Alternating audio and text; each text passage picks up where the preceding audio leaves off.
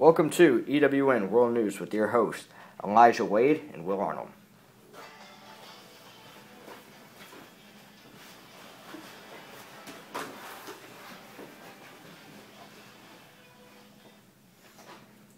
Good evening. In current news, it looks like the Taiping Rebellion is coming to an end. With the recent death of Hong Quan, the rebellion seems to be weakening. This all started back in 1836 when Hong Quan first claimed to be the younger brother of Jesus Christ. The reason he believed this was due to a dream he had after receiving a pamphlet from a Protestant missionary. After this dream, he believed it was his duty to spread his own form of Christianity, sparking a massive civil war. In order to gain strength, Hong Quan was able to utilize the frustration with the Qing dynasty among other Chinese citizens. This came as a result of perceived inadequacy in fending off foreign devils.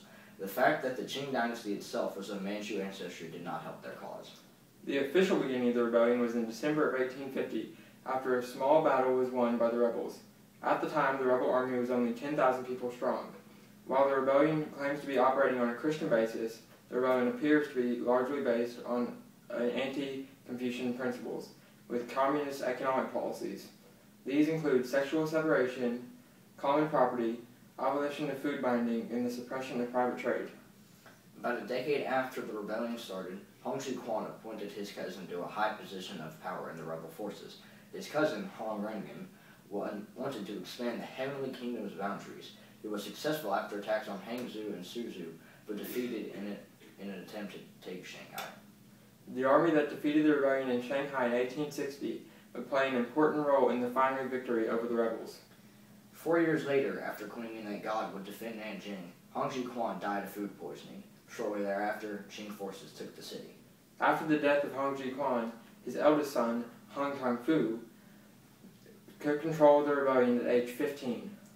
Although the movement had lost their leader and their city, the rebellion was not yet over. Many hundreds of thousands of rebel troops still fought on against the Qing dynasty. Much later, in August of 1871, the rebellion was finally crushed by the Qing dynasty with the help of the British, but the damage was already done. In total, some estimations put the death toll near 20 to 30 million, but there have been reports of a death toll near 100 million, making this the bloodiest war China has seen thus far.